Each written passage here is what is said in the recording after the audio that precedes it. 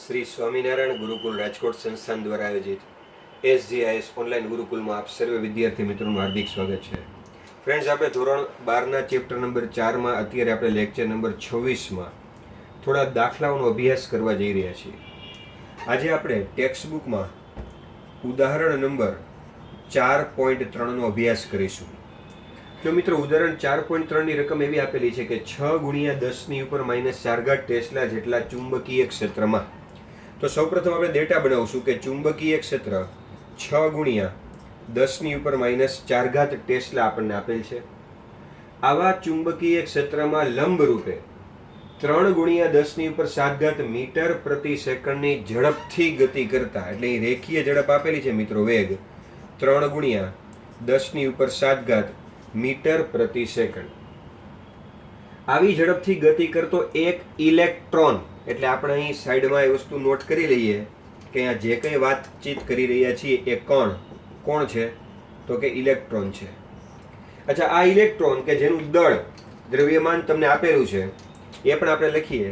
આ દાખલામાં આપણે લેવાનું છે 9 × 10 ઉપર -31 કિલોગ્રામ. અમુક દાખલામાં આપણે 9.1 પણ લેતા હોઈએ છીએ. તો આ રીતનો એક દ્રવ્યમાન ધરાવતો સાથેનો વિદ્યુત ભાર પણ આપેલો છે. ધારો કે એનો આપણે વિદ્યુત ભાર E કહીએ અથવા તો Q કહીએ, બેમાંથી તમે સંકેત ગમે તે આપો. એ આપણને આપેલો છે 1.6 × 10⁻19 કુલમ. હવે આના માર્ગની ત્રિજ્યા કેટલી હશે, તેના પરિભ્રમણની આવૃત્તિ કેટલી હશે અને તેની ઉર્જા કિલો ઇલેક્ટ્રોન વોલ્ટમાં શોધો.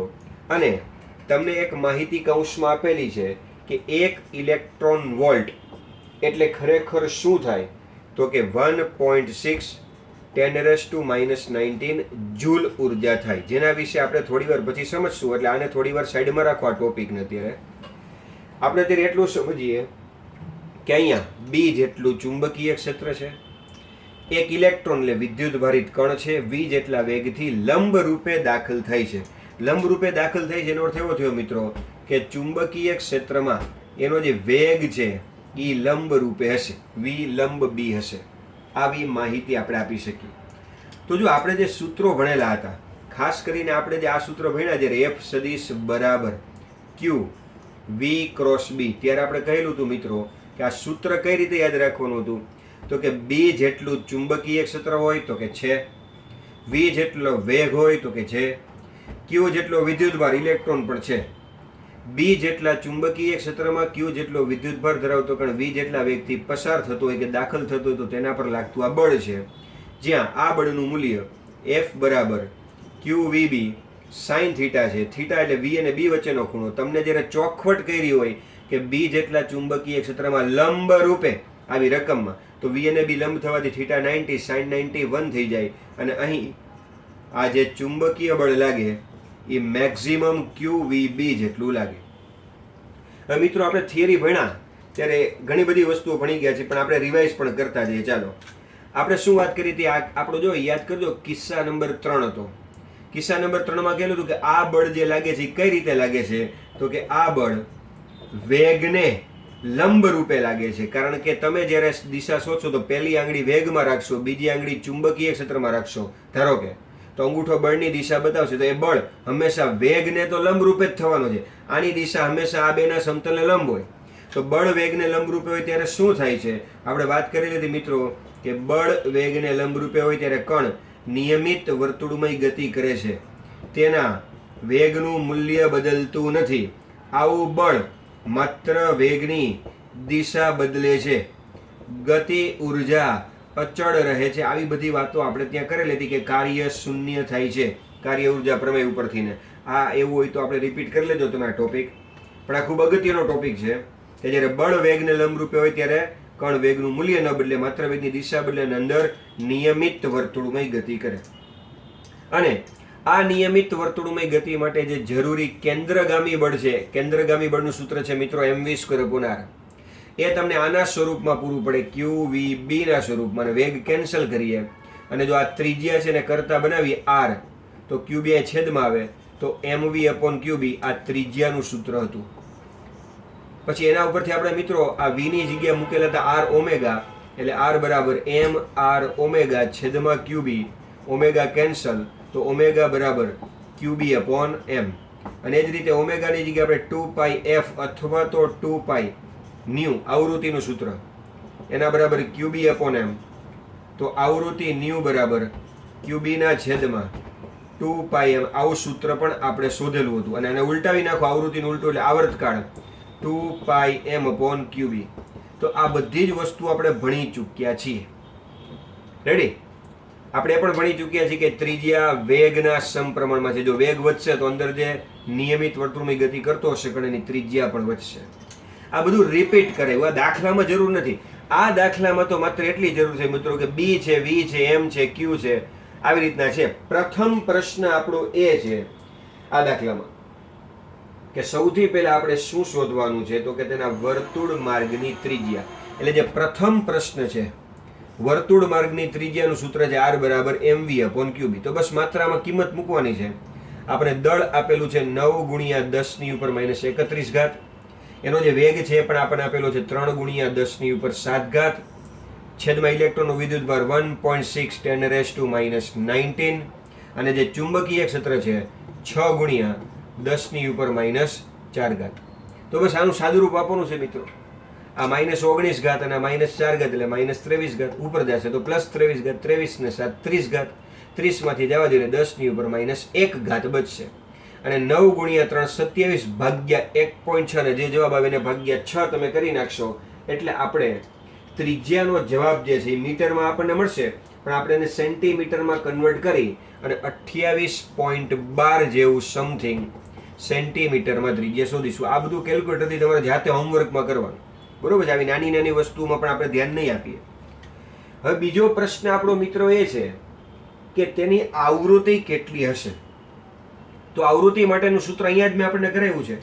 આ જ આવૃત્તિનું સૂત્ર છે અહીંયા કે ન્યુ બરાબર ક્યુબી અપોન 2 પાઈ. તો આ જગ્યાએ તમે કિંમત મૂકીશું કે આવૃત્તિના સૂત્રમાં ક્યુબીના છેદમાં 2 પાઈ. ચલો, ક્યુ એટલે વિદ્યુતભાર 1.6 10 રેઝ ટુ માઇનસ 19. બી એટલે ચુંબકીય ક્ષેત્ર 6 ગુણ્યા 10 ની ઉપર માઇનસ 4 ઘાત. 2 પાઈ એટલે 3.14. ઇલેક્ટ્રોનનું દળ એટલે 9 ગુણ્યા 10 ની ઉપર માઇનસ 31. તો ફરી પાછું આ માઇનસ 31 ઉપર દે એટલે પ્લસ 31. 31 માંથી 4 જવા દે એટલે 27 માંથી આ જવા દે એટલે 8 ઘાત. અને 8 ઘાત રાખી આ બંનેનો ગુણાકાર કરી અને આના વડે ભાગી નાખો એટલે આવૃત્તિનો જવાબ કંઈક મળી અને 10 ની ઉપર 8 ઘાત હર્ટ્ઝ મળશે. હવે 8 ઘાતની બદલે તમે 6 ઘાત કરીને 2 ઘાત અહીંયા આપી દેશો તો મેગા હર્ટ્ઝમાં પણ જવાબ લખી શકો છો. તો જો આ સૂત્ર જે બનાવ્યા એના જ ઉપરથી આ વસ્તુ કરવાની છે. ઘણા વ્યક્તિઓ એમ વિચારે કે સર આપણને વેગ ખબર છે, એના ઉપરથી આવૃત્તિ ન શોધું કે કોઈ કણ અંદર નિયમિત વર્તુળમાં ગતિ કરતો હોય તો એનો વેગ. તો એ લોકો આવું વિચારે કે વેગ બરાબર અંતરના છેદમાં સમય, જે સાદું સૂત્ર છે. તો કે એક ઇલેક્ટ્રોન અંદર વર્તુળાકાર ગતિ કરેલી પરિઘ જેટલું અંતર કાપે તો પરિઘ એટલે 2 પાઈ અને છેદમાં સમય એટલે એક પરિભ્રમણ માટેનો સમય એટલે આવર્તકાળ. તો આના ઉપરથી પણ થઈ શકે કે ભાઈ વેગ બરાબર 2 પાઈ આર. પછી આવૃત્તિ એટલે ક્યાંથી લાવી આવૃત્તિ? તો કે 1/t આવર્તકાળનું. અહીંયા એટલે અહીંયા આપણે આવૃત્તિ f અથવા તો ન્યુ લખી શકીએ. અને અહીંયા જો આવૃત્તિ તમારે શોધવી હોય તો આવૃત્તિને આપણે કરતા બનાવીએ અને વેગના છેદમાં 2 પાઈ આર જવા દઈએ. તો ચાલો આ વસ્તુ તમારે હોમવર્કમાં કરવાની છે. અહીંયા આપણે વેગ મૂકી દેજો 3 ગુણ્યા 10 ની ઉપર 7 ઘાત. 2 ગુણ્યા 3.2 ને ત્રિજ્યા આ જે શોધી આપણે એ તમારે અહીંયા મૂકવાની. તો પણ આ રીતે આપણને આવૃત્તિ મળી શકે. જો તમે ડાયરેક્ટ આવૃત્તિનું સૂત્ર યુઝ કરો તો પણ મળશે. આ રીતે વેગ બરાબર અંતરના છેદમાં સમય કરીને જશો તો પણ મળશે. હવે ત્રીજા નંબરનો જે પ્રશ્ન છે આપણી પાસે એ છે ગતિ ઉર્જા. તો ચલો, ગતિ ઉર્જા ક્યાંથી મળીશું? તો કે આમાં પણ ઘણા બધા સૂત્રો છે મિત્રો, પણ મેં કીધું અમુક વસ્તુ વિડીયો લેક્ચરમાં શક્ય નથી. અહીંયા આ એમવીની જગ્યાએ પણ અમુક વસ્તુ મૂકીને આપણે ગોતી શકીએ છીએ, ઘણી બધી રીતે ગોતી શકીએ. અત્યારે છે ને સાદું ગતિ ઉર્જાનું સૂત્ર આપણે યુઝ કરી 1/mv². તો ચલો 1/2 આ ઇલેક્ટ્રોન એટલે 9 ગુણ્યા 10 ની ઉપર માઇનસ 31 ઘાત અને વેગ જે આપણને આપેલો છે 3 ગુણ્યા 10 ની ઉપર 7 ઘાત. એનો વર્ગ છે એનો વર્ગ કરું છું. 3 નો વર્ગ 9 અને 10 ની ઉપર 7 ઘાત નો વર્ગ એટલે 10 ની ઉપર 14 ઘાત. ચલો આનું આપણે સાદુરૂપ આપશું મિત્રો કે 9 ગુણ્યા 9 એટલે 81. 81 ભાગ્યા 2 એટલે શું થશે? 40.5 અને માઇનસ 31 અને આ 14 ઘાત એટલે આ બચશે આપણી પાસે 10 ની ઉપર માઇનસ 17 ઘાત. આ જવાબ મળશે જૂલમાં મળશે મિત્રો. આ આપણને શેમાં જવાબ મળ્યો? જૂલમાં. 40.5 ગુણ્યા 10⁻17 જૂલ. હવે આપણો પ્રશ્ન એ છે કે આપણે ઇલેક્ટ્રોન વોલ્ટમાં મેળવવાનું છે. અને હવે જે આ વસ્તુ છે એમાં આપણે ધ્યાન આપીશું કે 1 ઇલેક્ટ્રોન વોલ્ટ એટલે આટલા જૂલ. તો જુઓ મિત્રો, આ ઉર્જાનો બીજો એકમ છે ઇલેક્ટ્રોન વોલ્ટ, જેના વિશે આપણે ડિટેલમાં ભણવાના જ છીએ. વિકિરણ દ્રવ્યનો દૈત સ્વભાવથી માંડીને બધા ચેપ્ટરમાં, કેમેસ્ટ્રીમાં પણ તમને ક્યાંક ક્યાંક આવી ચૂક્યું હશે. તો તમે આવી ત્રિરાશિ મૂકી શકો કે ભાઈ જૂલમાં જો 1.6 × 10⁻19 જૂલ હોય છે ને, તો એને આપણે 1 ઇલેક્ટ્રોન વોલ્ટ ગણતા હોય છે. આટલા જૂલને આપણે 1 ઇલેક્ટ્રોન વોલ્ટ, તો 40.5 10⁻17 જૂલને આપણે કેટલા ઇલેક્ટ્રોન વોલ્ટ ગણી શકીએ? તો આ બેનો ગુણાકાર કરો, 40.5 10⁻17 એને આપણે ભાગી નાખીએ 1.6 10⁻19 વડે. તો હવે યાદ રાખો મિત્રો કે જ્યારે પણ જૂલમાં તમારી પાસે ઉર્જા હોય એને ઇલેક્ટ્રોન વોલ્ટમાં ચેન્જ કરવી હોય તો 1.6 10⁻19 વડે ભાગી નાખવાના. આ -19 ઉપર જાય એટલે +19, આમાંથી જવા દો એટલે 10⁻2 બચશે. પણ હવે જવાબ આપશે ઇલેક્ટ્રોન વોલ્ટમાં. અને 40.5 ભાગ્યા 1.6 એટલે લગભગ આ 16 દુ 32 ઉપરાંત તમે જવાબમાં જશો એટલે અહીંયા 25.3125 જેવો કંઈક જવાબ આવશે તમને. પછી આ 2 છે એને તમે 2 પોઈન્ટ અહીંયા કરી શકો. આ 25 પોઈન્ટ છે એની બદલે 2 પોઈન્ટ, તો 10⁻³ થઈ જાય. તો 2.53 ગુણ્યા 10⁻³ અને 3 ન લખવી હોય તો કિલો ઇલેક્ટ્રોન વોલ્ટ, કારણ કે આપણને જવાબ કિલો ઇલેક્ટ્રોન વોલ્ટમાં માંગેલો છે. તો આ રીતે પણ આપણે દાખલો ગણી શકીએ. તો મિત્રો, આ ઉદાહરણ નંબર 4.3 આપણી પાસે હતો. તો દાખલાઓ ગોખવાની કોઈ જરૂર નથી. હવે વધારાના અમુક આપણી પાસે સ્વાધ્યાયમાં દાખલાઓ છે, પ્લસ જનરલ પણ સ્વાધ્યાયમાં દાખલાઓ આપણને આપેલા છે. તો એ આપણે અત્યારે ગણવાના છે, તો એ ગણી લઈએ. હવે જે સ્વાધ્યાયનો આપણે દાખલો ગણવાના છે મિત્રો, એ છે આપણી પાસે 4.11 નંબરનો દાખલો. તો ચાલો સ્વાધ્યાયમાં 4.11 નંબર રકમ જોઈએ. એક ઓરડામાં 6.5 ગાઉસ જેટલું નિયમિત ચુંબકીય ક્ષેત્ર રાખેલું છે. હવે મિત્રો, ચુંબકીય ક્ષેત્રનો જે એકમ છે ટેસ્લા હોય છે, પણ તમને જ્યારે ગાઉસમાં આપે તો એને ટેસ્લામાં ફેરવવા માટે યાદ રાખવાનું કે 1 ગાઉસ બરાબર 10⁻⁻4 ટેસ્લા છે. બરોબર? જેવી રીતે આપણે 1 સેન્ટીમીટર મીટરમાં ફેરવીએ 10⁻²મીટર વડે. તો અહીંયા આપણને કીધું છે કે ચુંબકીય ક્ષેત્ર 6.5, તો આપણે B બરાબર 6.5 10⁻⁻4 ટેસ્લા, ગાઉસને આપણે ટેસ્લામાં કન્વર્ટ કરશું. હવે આવા ચુંબકીય ક્ષેત્રમાં, નિયમિત ચુંબકીય ક્ષેત્ર છે, એમાં લંબ રૂપે એક ઇલેક્ટ્રોન 4.8 10⁻6 જેટલા વેગથી, તો ચાલો 4.8 10⁻6 મીટર પ્રતિ સેકન્ડ આટલા વેગથી કોણ જાય છે? એક ઇલેક્ટ્રોન જાય છે અને લંબ રૂપે જાય છે. હવે આપણે જેમ જેમ દાખલાઓ ગણતા જેમ આપણને ખ્યાલ આવતો જાય કે અહીં વેગ છે એ ચુંબકીય ક્ષેત્રને લંબ છે, એ શબ્દ આપણે પકડી લીધો લંબ રૂપે. અને V અને B વચ્ચેનો ખૂણો થીટા છે એ 90 પણ આપણે લખ્યો. રેડી? ચલો, નિયમિત ચુંબકીય ક્ષેત્ર છે B જેટલું, એક ઇલેક્ટ્રોન જાય છે, યાદ રાખવાનું. ઇલેક્ટ્રોન જતો હોય ને મિત્રો એટલે આપણને દળ અને વિદ્યુતભાર તો ખબર પડી જ જાય કે દળ છે એ 9.1 10⁻31 કિલોનું દળ છે અને 1.6 10⁻⁻19 કુલમ એનો શું છે? વિદ્યુતભાર છે. ઇલેક્ટ્રોન બોલે એટલે આપણને આટલી વાત ખબર પડી ગઈ. હવે આગળ વાંચીએ. ઇલેક્ટ્રોનનો માર્ગ વર્તુળાકાર કેમ હશે તે સમજાવો. હવે એ વસ્તુ તો હમણાં આગલા દાખલામાં તો ગણી, વર્તુળાકાર કેમ હશે ભાઈ? તો સ્વાભાવિક વાત છે કે F સદિશ બરાબર QV ક્રોસ B. જ્યારે પણ B જેટલા ચુંબકીય ક્ષેત્રમાં આવો Q વિદ્યુતભારિત કણ V વેગથી દાખલ થાય તો એની ઉપર આટલું બળ લાગે. આ બળનું મૂલ્ય QVB sin થીટા હોય અને એમાં પણ જ્યારે આવી રીતે લંબ રૂપે દાખલ થાય, થીટા 90 થાય, ત્યારે આ બળ મહત્તમ QVB જેટલું લાગે અને આ બળ વેગને લંબ રૂપે લાગે, જેને કારણે વેગનું મૂલ્ય ન બદલે, માત્ર વેગની દિશા બદલે, એટલે કે કણ નિયમિત વર્તુળમય ગતિ કરે. આ એકને એક વસ્તુ આવે છે.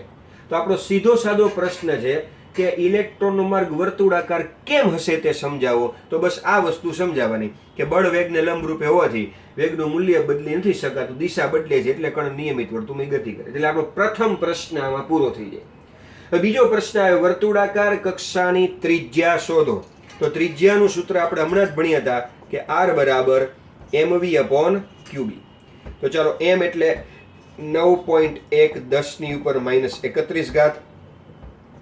એનો જે વેગ છે મિત્રો 4.8 10 ની ઉપર 6 ઘાત છેદમાં વિદ્યુતભાર એટલે 1.6 10⁻⁻19 અને ચુંબકીય ક્ષેત્ર જે છે એ 6.5 10 ની ઉપર -4. તો બસ આટલું સાદુરૂપ આપણે આપવાનું. -19 અને -4 -23 ઉપર જાય તો +23 ઘાત ને છે 29 ઘાત અને આ એટલે 10⁻2 જે જવાબ આવશે એ મીટરમાં આવશે. હવે તમારે 9.1 ગુણ્યા 4.8 કરવાના, એને ભાગ્યા 1 પોઈન્ટ છે ને એને ભાગ્યા 6.5 એટલે જે તમને જવાબ આવશે એ લગભગ અહીંયા 4.2 ગુણ્યા 10 ની ઉપર -2 ઘાત જેવો આવશે. એટલે કે મીટરમાંથી આ 10⁻2 કાઢશું તો આટલા સેન્ટીમીટર પણ આપણે ગણી શકીશું. ઓકે, તો આ ત્રિજ્યામાં આટલું પૂરું થઈ જાય. ત્યાર પછી આપણે મિત્રો દાખલા નંબર સ્વાધ્યાયનો 4.12 ગણતરીમાં લેશું.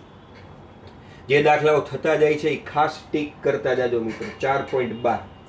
4.12 માં એવું રકમ લખેલી છે કે સ્વાધ્યાયનો આ જે દાખલો 4.11 ગણ્યો ને એમાં જ વર્તુળાકાર કક્ષામાં ઇલેક્ટ્રોનના ભ્રમણની આવૃત્તિ શોધો. શું આ જવાબ ઝડપ ઉપર આધાર રાખે છે કે નહીં તે સમજાવો. તો આવૃત્તિ શોધવાની છે. તો મિત્રો આવૃત્તિનું સૂત્ર F બરાબર qb/2π. આગલા દાખલામાં જ મેં તમને સમજાવ્યું કે આ રીતના ગોતી શકાય. કાં પછી વેગ હોય તો વેગ બરાબર અંતરના છેદમાં સમય, પરિઘના છેદમાં સમય કરીને શોધી શકાય. અને આવૃત્તિને આપણે ન્યુ લખવું હોય તો ન્યુ લખી. ચાલો 1.6 આ q એટલે 10⁻⁻19. b એટલે ગાઉસમાં આપેલું હતું 6.5, એને આપણે ટેસ્લામાં કન્વર્ટ કરેલું હતું -4 ને છેદમાં 2 ગુણ્યા 3.14 ગુણ્યા ઇલેક્ટ્રોન દળ એટલે 9.1 10 ની ઉપર -31 ઘાત. તો બસ આ -31 ઘાત ને ઉપર લઈએ +31, એમાંથી આ 4 જવા દે એટલે 27 માંથી આવજે એટલે 8 ઘાત. અને આ બંનેનો ગુણાકાર કરી ભાગી નાખો. અને જો 8 ઘાત ની બદલે 10 ની ઉપર 6 ઘાતમાં જવાબ લઈ આવશો તો બાકીનો જવાબ મેગાહર્ટ્ઝ થઈ જશે. ખાસ વસ્તુ એ યાદ રાખવાની હતી કે આ સૂત્રમાં જો વેગ વધે, આ વેગ વધે તો આ ત્રિજ્યા અવશ્ય વધે છે, પરંતુ અહીંયા વેગનું પદ આવતું નથી, વેગમાનનું પદ આવતું નથી. એટલે વેગ વધે તો ત્રિજ્યા વધે છે, પરંતુ આવૃત્તિમાં કોઈ ફેરફાર થતો નથી. એટલે કે આવૃત્તિ કેવી રહે છે? અચળ. આ ખૂબ જ અગત્યનો સિદ્ધાંત છે. થિયરી વખતે પણ આપણે સમજાવ્યો હતો. એટલે જો અહીંયા બીજો જવાબ પૂછ્યો છે કે શું આ જવાબ આવૃત્તિનો જવાબ ઇલેક્ટ્રોનની ઝડપ ઉપર આધાર રાખે છે? આપણો જવાબ છે ના, ઇલેક્ટ્રોનની ઝડપ ઉપર આવૃત્તિનો એટલે કે ન્યુનો આધાર રાખતો નથી. હવે મિત્રો આપણે એક વસ્તુ જોઈએ થોડીક રફમાં, જે આપણને અગાઉના દાખલામાં હવે આગળ ભણશું એમાં કામ આવશે આપણને. જેમ કે તમારી પાસે mv છે, સાદું રૂપ અપાવું છું. mv એટલે વેગમાન અહીંયા આવે છે R બરાબર mv/qb. તેમાંથી mv હું લઉં તો એના બરાબર મારે લખવું હોય તો આવું લખાય કે √m²v². તો કઈ થાય √m²v² નું વર્ગમૂળ કાઢો આવી રીતના m²v² એટલે mv જ નીકળવાનું છે. અચ્છા, એને આપણે આ રીતે લખી શકીએ કે √mmv². તો કે m પણ લખી શકીએ, આ ઈ થયું, આ m²v² નું વર્ગમૂળ એટલે mv જ થયું પાછું. અચ્છા, હવે આપણે √ આ જે છે અહીંયા આ mv² આ છે, એમાં આપણે અહીંયા 2 વડે ગુણીએ અને 2 વડે ભાગીએ તો પણ એ જ થયું. 2 ઉડી જશે. એટલે m²v² નું વર્ગમૂળ એટલે પાછું mv થઈ ગયું. હવે આટલો ભાગ જુઓ 1/2 mv² એટલે ગતિ ઉર્જા k. તો અહીંયા આપણે લખીશું √ પછી આ 2 પછી m અને આની જગ્યાએ લખીશું આપણે ગતિ ઉર્જા k, કાઇનેટિક એનર્જી. તો હવે એક વસ્તુ યાદ રાખો કે જ્યાં સૂત્રમાં mv દેખાશે આ ત્યાં આપણે √2m કે લખી શકશું. આવું કંઈક સાદું રૂપ આપો એટલે √2m કે મળે. હવે k એટલે કોણ? તો કે k એટલે ગતિ ઉર્જા. હવે અગાઉના ધોરણમાં તમે ભણી ચૂક્યા છો કે ગતિ ઉર્જા એટલે શું. જો ન ભણ્યા હોય ને તો આપણે આ 12મા ધોરણમાં પહેલા, બીજા ચેપ્ટર, ત્રીજા બધામાં આવવાનું જ છે. પણ અત્યારે એક આ સૂત્ર યાદ રાખો કે ગતિ ઉર્જા એટલે શું? તો કે વોલ્ટેજ લખવાનો. વોલ્ટેજ અહીંયા જે આપણે બધું પહેલા બીજામાં આવશે ભણવામાં. અને આગળ ઇલેક્ટ્રોનનો વિદ્યુતભાર, ઇલેક્ટ્રોન વોલ્ટ. આપણે જે હમણાં ઇલેક્ટ્રોન વોલ્ટ છે એ ઉર્જાનો એકમ લખેલો હતો. આ ઈવી છે એ ગતિ ઉર્જા છે. વોલ્ટેજ હું તમને આ વસ્તુ આમ તો બીજા ચેપ્ટરમાં આવે છે પણ સમજીએ. દાખલા તરીકે એક ઇલેક્ટ્રોન અહીંયા પડ્યો છે, શાંતિથી પડ્યો છે. હવે એને પ્રવેગિત કરાવો છે તો કંઈ મફતમાં નહીં કરે કે આપણે બૂમ પાડી હલાય ભાગ અહીંથી વિવેકથી ગતિ કરે એમ નહીં કરે. આપણે આના ઉપર કંઈક બળ લગાડવું પડશે, આપણે આને કંઈક ઉર્જા આપવી પડશે. અલગ અલગ રીતે ઉર્જા અપાય. જેમ અહીંયા આપણે ચુંબકીય ક્ષેત્ર ભણી છે એમ પહેલા બીજા ચેપ્ટરમાં વિદ્યુત ક્ષેત્ર આવે છે. અહીંયા ચુંબકીય ક્ષેત્ર છે, ત્યાં વિદ્યુત ક્ષેત્ર ઇલેક્ટ્રિક ફિલ્ડ E છે. આ ચુંબકીય ક્ષેત્ર હંમેશા નોર્થથી સાઉથ હોય, વિદ્યુત ક્ષેત્ર હંમેશા ધનથી ઋણ હોય. આ બધું ભણવાનું બાકી છે, આપણે પણ આવી જશે. વિદ્યુત ક્ષેત્ર ધનથી ઋણ. હવે ધારો કે હું કોઈક રીતે વિદ્યુત ક્ષેત્ર લાગુ પાડું, આ ધન અને આ ઋણ, આવી રીતે ધનથી ઋણ. જેવી રીતે અહીંયા હું નોર્થ લખું ને સાઉથ લખું તો નોર્થથી સાઉથ ચુંબકીય ક્ષેત્ર હોય, એમ ધનથી ઋણ વિદ્યુત ક્ષેત્ર હોય. તો આ ધન આ ઇલેક્ટ્રોન ઋણ ઉપર આ બાજુ બળ લગાડે, એને ખેંચે પોતાની બાજુ, ધનથી ઋણને ખેંચે. જે ઇલેક્ટ્રોન બચારો શાંતિથી પડ્યો તો જેવું વિદ્યુત ક્ષેત્ર આપણે લગાડ્યું એટલે એ ધન બાજુ આમ ખેંચાણો એટલે એમાં ગતિ ઉર્જા આવી. હવે ગતિ ઉર્જા કેટલી આવી એ તમારે માપવું હોય તો આ રીતે માપી શકો. અહીં ધન ને ઋણ વચ્ચે છે ને વોલ્ટેજ આપ્યો એમ કહેવાય, પણ આ બધું પહેલા બીજા ચેપ્ટરમાં આવશે. અત્યારે તમે એટલું સમજો કે આ ધન ને ઋણ એટલે વિદ્યુત સ્થિતિમાનનો તફાવત ઉત્પન્ન કર્યો કે વોલ્ટેજ. તો અહીંયા આપણે કહી શકીએ કે જો V જેટલા વિદ્યુત સ્થિતિમાનના તફાવત હેઠળ ઇલેક્ટ્રોનને આપણે પ્રવેગિત કરો અને જે ઉર્જા મળે એ ગતિ ઉર્જા આ રીતના મળે, ઇલેક્ટ્રોનનો વિદ્યુત ભાર ગુણ્યા જે વોલ્ટેજ મૂક્યો એ. એટલે તમે અત્યારે બહુ ઊંડા ન ઉતરો, તમે અત્યારે માત્ર સૂત્ર યાદ રાખો કે ગતિ ઉર્જાની જગ્યાએ આપણે EV લખી શકીએ, જ્યાં V એટલે વોલ્ટેજ છે. બાકી આ બધી વસ્તુ આગળ ભણવામાં બહુ ડિટેલમાં આવવાની જ છે. તો અત્યારે સૂત્ર બીજું કયું બન્યું કે mv ની જગ્યાએ √2m, આ ગતિ ઉર્જા ન લખવી હોય તેની જગ્યાએ EV. પણ આ V માં ખાસ યાદ રાખજો, આ V સ્મોલ નો થઈ જાય, વેગ નથી, આ વોલ્ટેજ છે, એ ખાસ યાદ રાખજો. આ V એટલે વોલ્ટેજ. તો આ બે સૂત્રો તમને સમજાવું છું, આપણને આગળ દાખલા MCQમાં ઘણા કામ આવી શકે તેમ છે. તો ચાલો મિત્રો, આટલી વસ્તુ આપણે પાકી નોટમાં લખી લઈએ અને લેક્ચર નંબર 26 અહીંયા પૂર્ણ કરીએ. સરસ મજાની નોટ બનાવો, ખૂબ સારી મહેનત કરો, સારું રિઝલ્ટ પામો. એ માટે સ્વામિનારાયણ ગુરુકુળ રાજકોટ સંસ્થાન તરફથી બધાને ઓલ ધ બેસ્ટ. મળીએ આપણે નવા લેક્ચરમાં, લેક્ચર નંબર 27 સાથે. ત્યાં સુધી જય સ્વામિનારાયણ.